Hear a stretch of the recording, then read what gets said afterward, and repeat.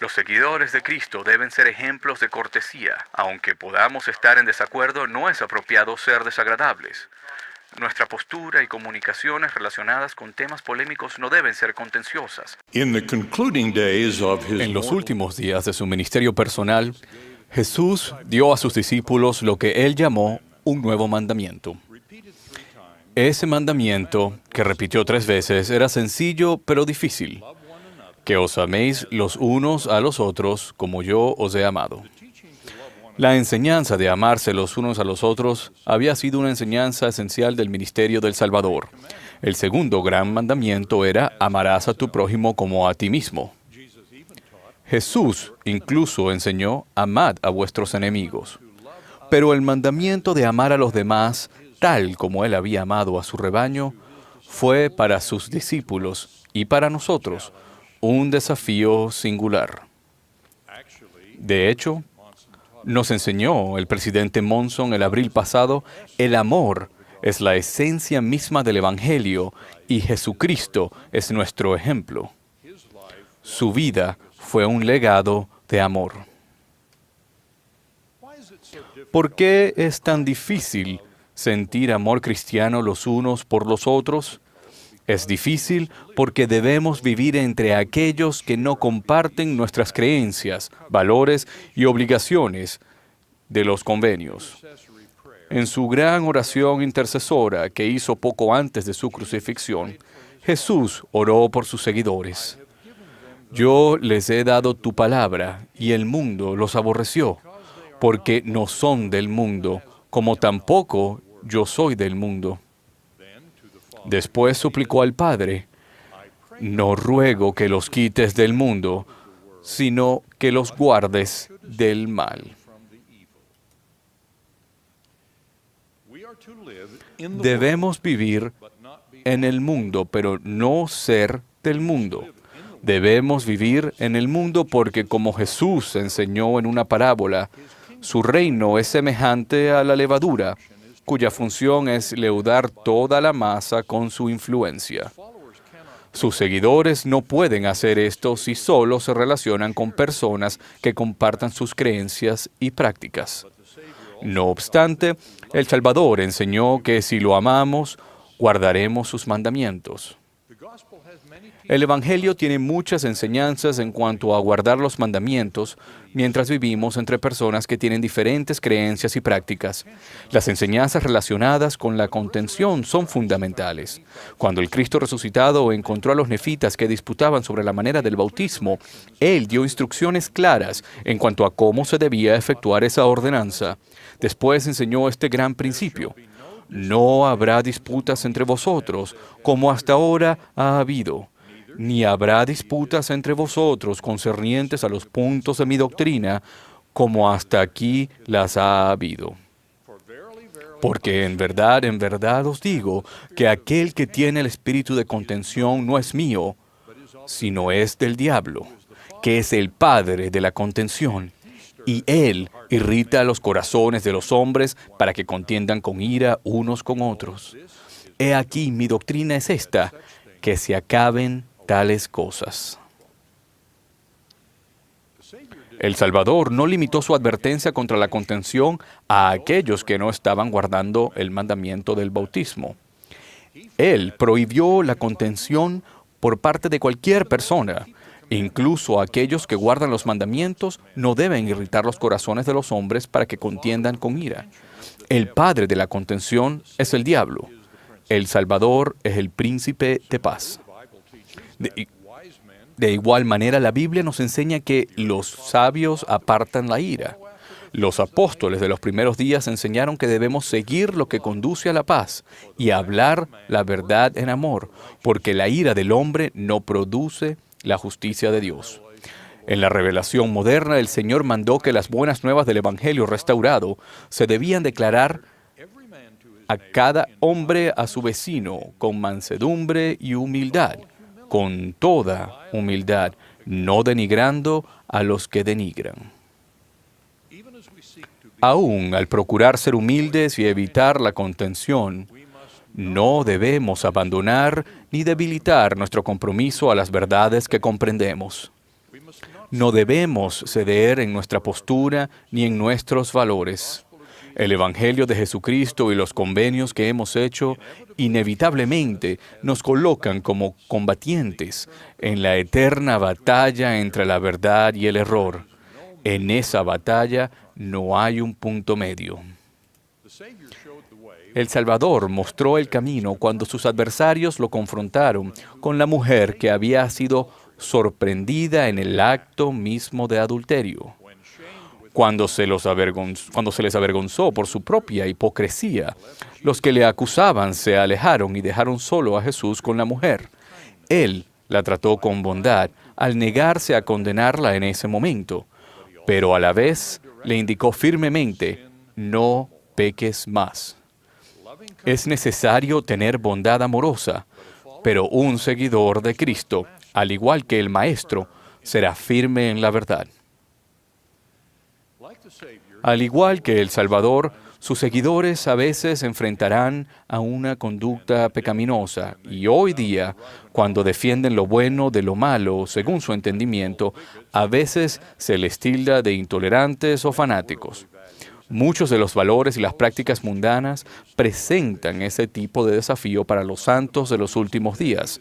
Entre ellos se destaca hoy día la fuerte tendencia que está legalizando el matrimonio entre personas del mismo sexo en muchos estados y provincias de los Estados Unidos y Canadá y muchos otros países del mundo.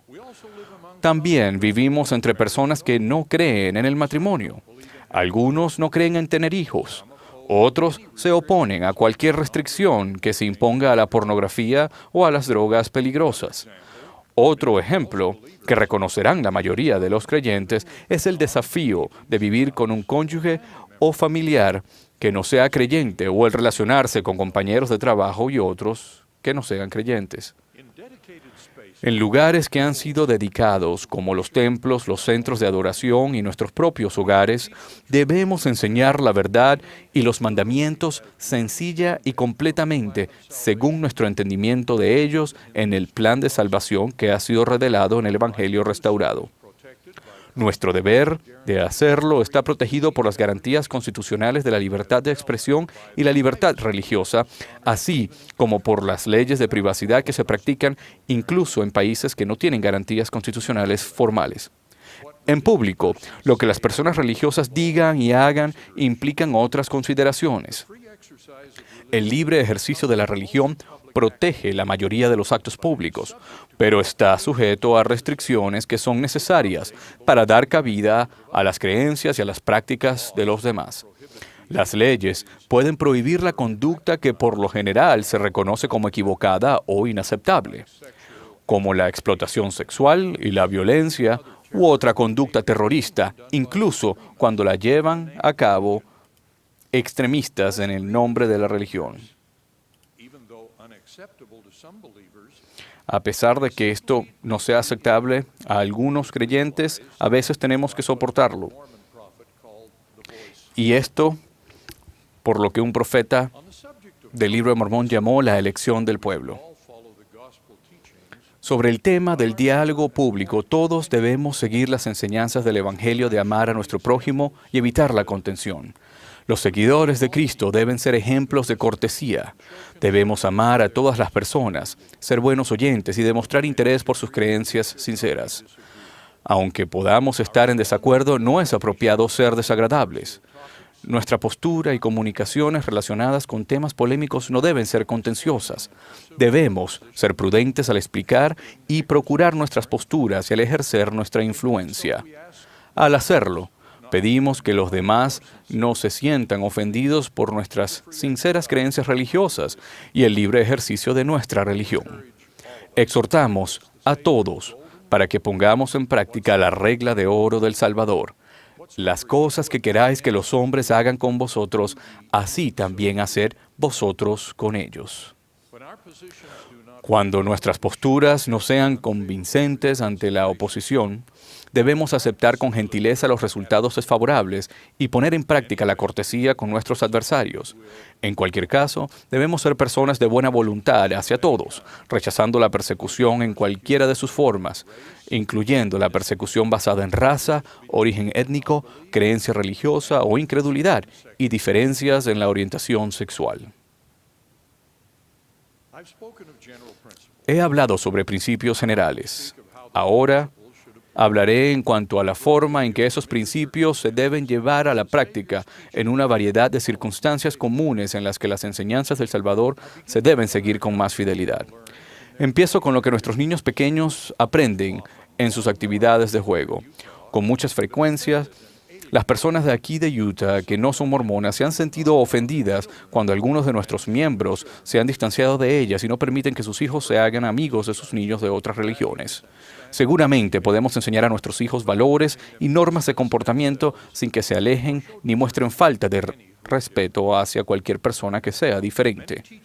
Muchos maestros de la iglesia y de las escuelas se han lamentado por la manera que algunos adolescentes, incluyendo jóvenes santos de los últimos días, se tratan mutuamente.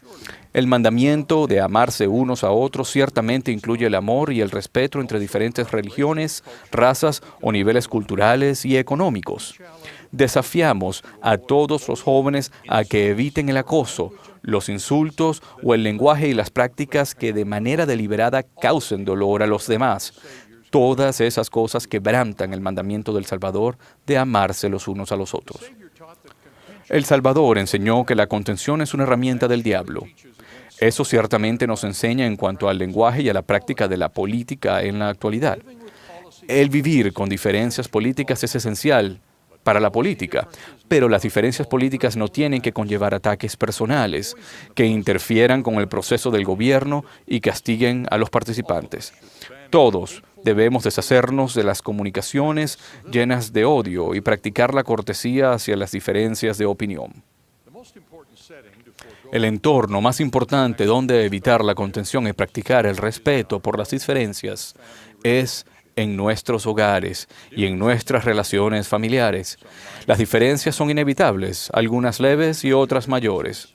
Con respecto a las mayores, supongamos que un familiar esté en una relación de cohabitación. Esto supone un conflicto entre dos importantes valores, nuestro amor por el familiar y nuestro compromiso hacia los mandamientos. Al seguir el ejemplo de El Salvador, podemos demostrar bondad y aún ser firmes en la verdad al abstenernos de acciones que faciliten o parezcan aprobar lo que sabemos que está mal.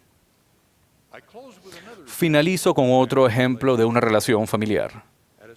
En una conferencia de estaca del Medio Oeste de Estados Unidos, hace más o menos 10 años, conocí a una hermana que me dijo que su esposo, que no era miembro, la había estado acompañando a la iglesia durante 12 años, pero que nunca se había unido a la iglesia. ¿Qué debía hacer?, preguntó. Le aconsejé que siguiera haciendo todo lo correcto y fuera paciente y amable con su esposo. Más o menos después de un mes me escribió lo siguiente. Bueno, pensé que 12 años eran suficiente muestra de paciencia, pero no sabía si era muy amable. De modo que me esforcé profundamente durante un mes y se bautizó.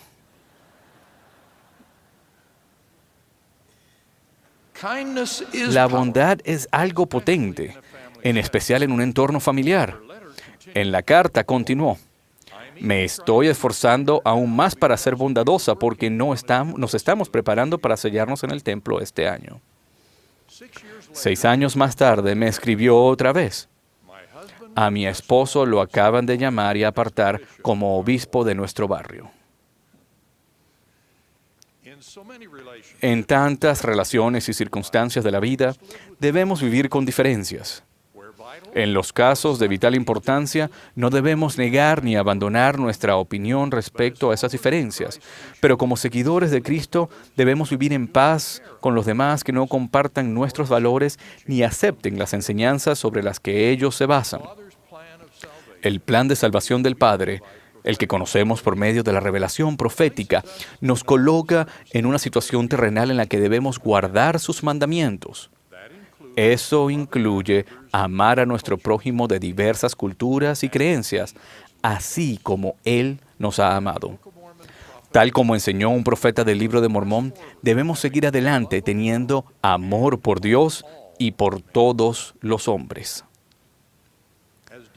Por difícil que sea vivir en la agitación que nos rodea, el mandato del Salvador de amarnos los unos a los otros como Él nos ama probablemente sea nuestro más grande desafío.